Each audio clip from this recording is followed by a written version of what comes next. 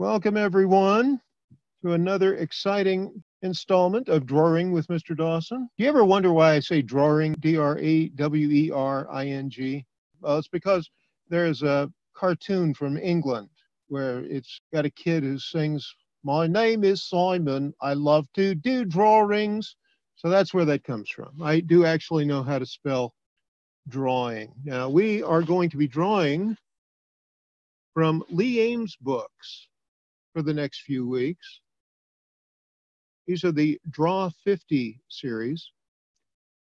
Lee Ames was a Disney animator for a short time, but after he left Disney, he illustrated children's books. When I was your age, practically every children's book was illustrated by Lee Ames.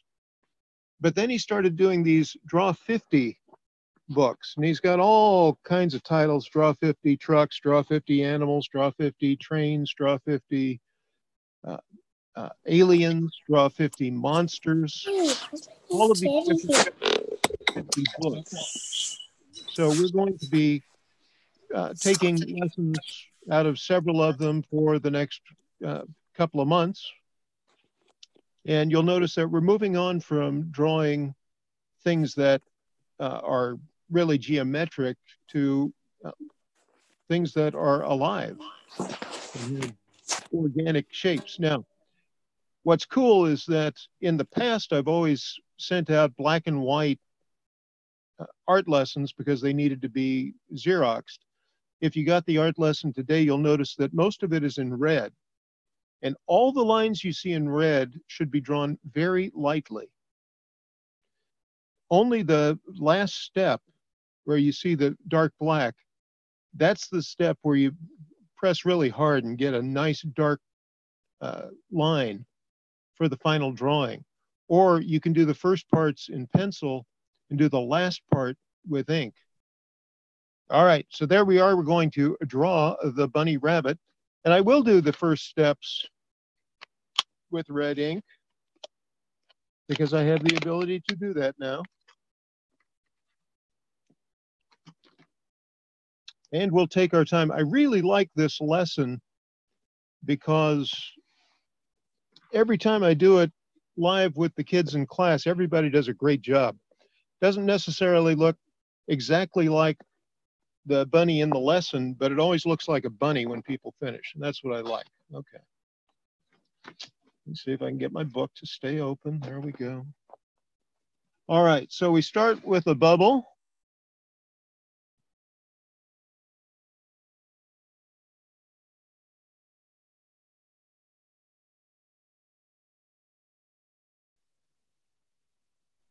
There we go. And we'll connect it like so.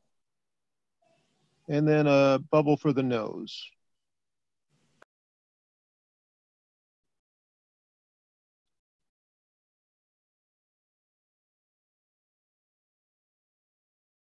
Then we'll come in here and we'll give him a couple of bunny ears.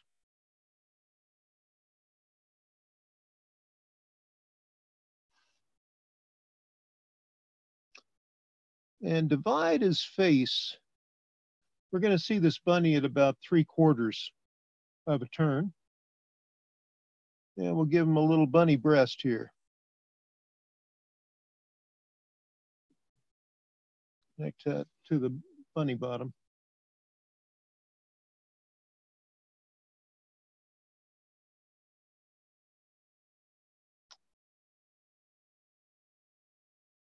Going to add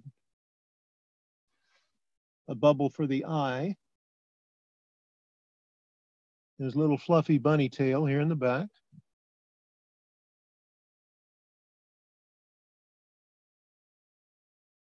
Now we're just adding a couple of bubbles here. These are not going to look like bubbles when we finish. This is the bunny's elbow and his wrist. So we're just putting those registration bubbles there so we know where to draw things.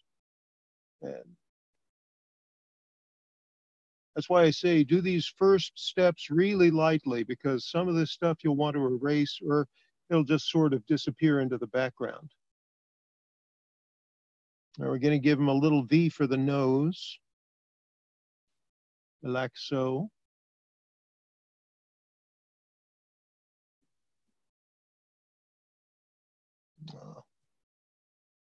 Looks like I forgot his haunch here. I have a hunch I skipped the haunch. Once again, we're using rat lines, guys. So right about there. Don't worry about having everything perfect. You'll notice I went over this a couple of times. That's okay. All of these red lines are just here to kind of let us guess where all the stuff should go. And once we have it all blocked in, we go in with the dark ink, and that's when we'll do the finishing touches. So we'll be more careful then. And give him his little bunny paw.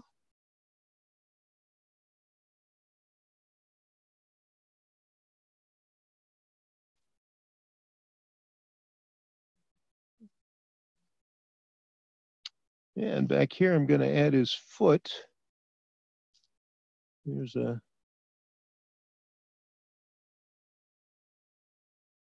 That's the lucky rabbit's foot.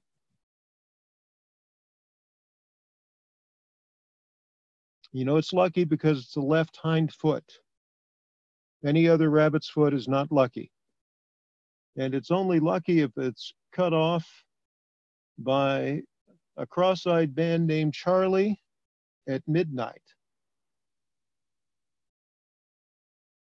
Anything else is not a lucky rabbit's foot. So don't ever buy a rabbit's foot thinking it's lucky unless you know for a fact it was cut off by a cross-eyed man named Charlie at midnight.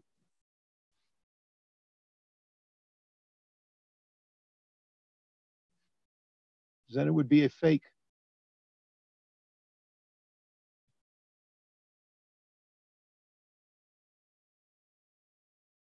All right, now at this point, we've got the whole bunny rabbit pretty well blocked in, don't we? If you're not quite there, you just go ahead and catch up. So it kind of looks like a rabbit already. And if you've been following along, following the steps, you might already be pretty happy with the rabbit you've created, and you should be. And I'm happy for you that you're happy.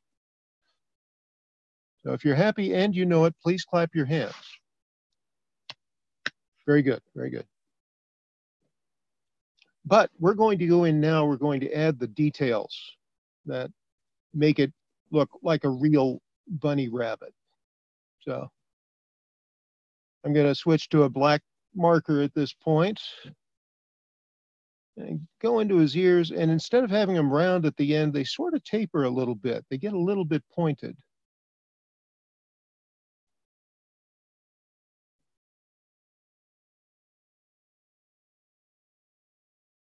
And they dip in here toward the bottom.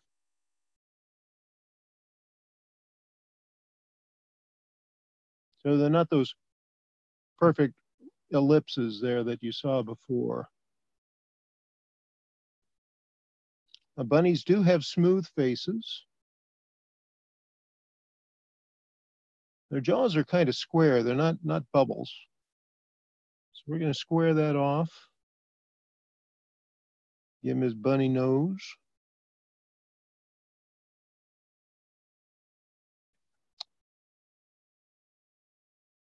I'm going to give his eye a little bit of a almond shape.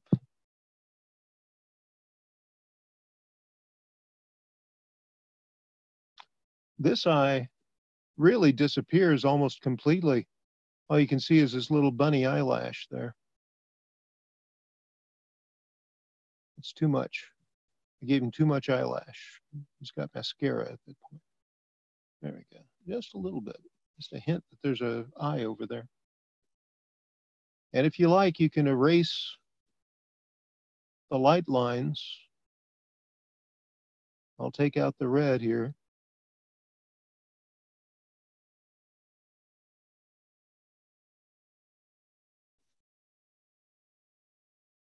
Starting to look more like a rabbit. Give him a little fuzzy chin here.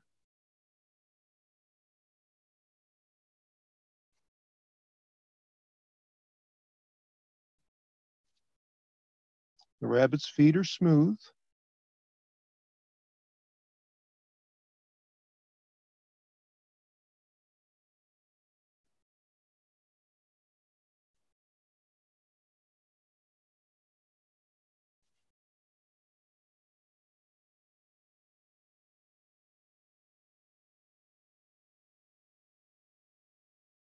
And sneak in here.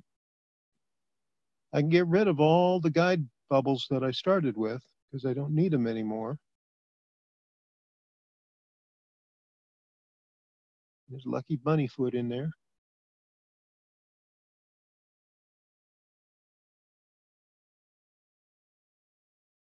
His belly's just a little bit shaggy.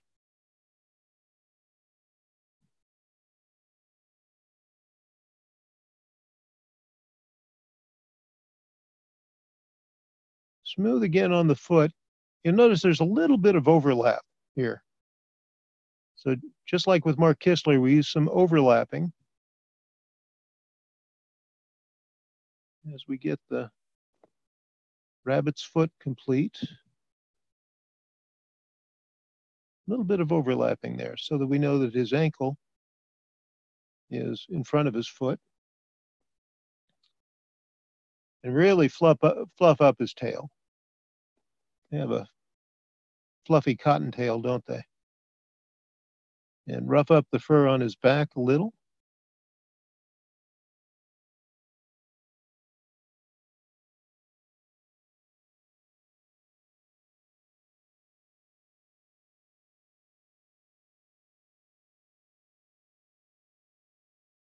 We'll just hint at the fact that he's got a little round head here.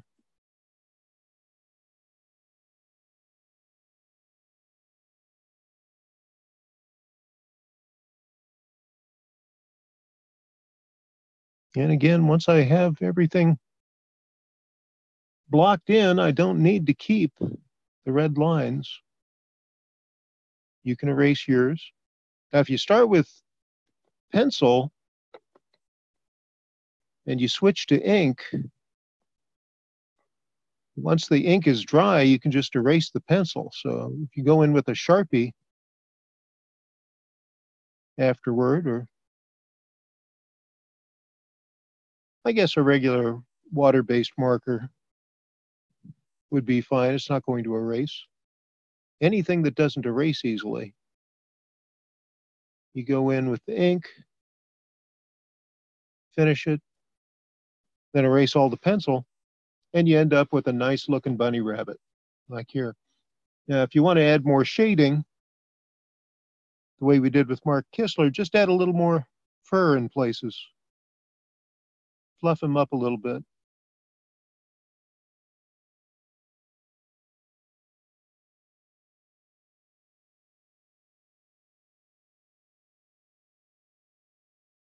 Yeah, I'm going to take that out and put it back.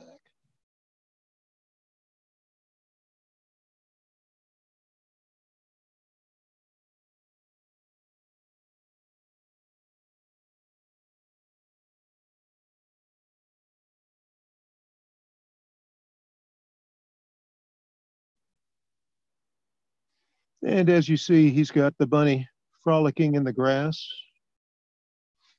So just draw a little grass here and there.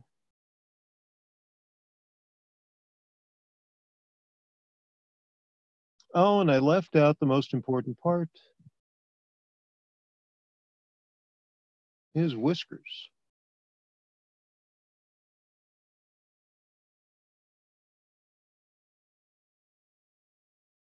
The whiskers are extremely important for bunny rabbits. Does anybody know what whiskers are for? For sniffing? Sniffing, that's a good guess because they're close to the nose, but no, that's not actually what they're sensing with their whiskers. For feeling.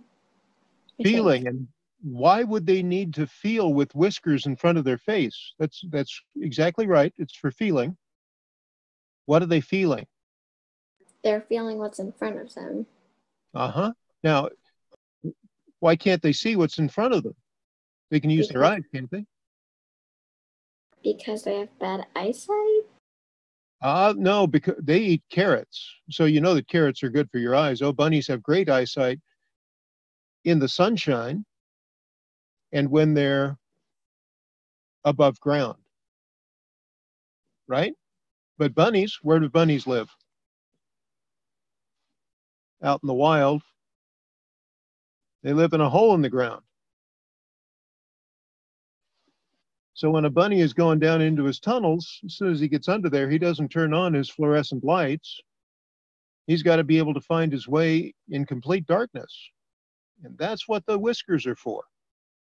So if he gets into a tunnel and his whiskers are pressing in against his face, he knows he can't go any further because his rear end won't fit. If his face won't fit, his rear end certainly won't. So he'll dig more of a hole in order to get through, or he'll turn around and go the other way. But that's what whiskers are for, so that animals that go underground are able to find their way. And dogs have whiskers, cats have whiskers. That's so that they can hunt animals that go underground that way. So that's what whiskers are for. They're for sensing how to get through the tunnels underground. All right, well, that was fun. Once again, thank you for joining me. Please take a picture with your camera and send your email to Dennis S. Dawson @gmail.com so that I can see all of your pictures and feature them in future videos.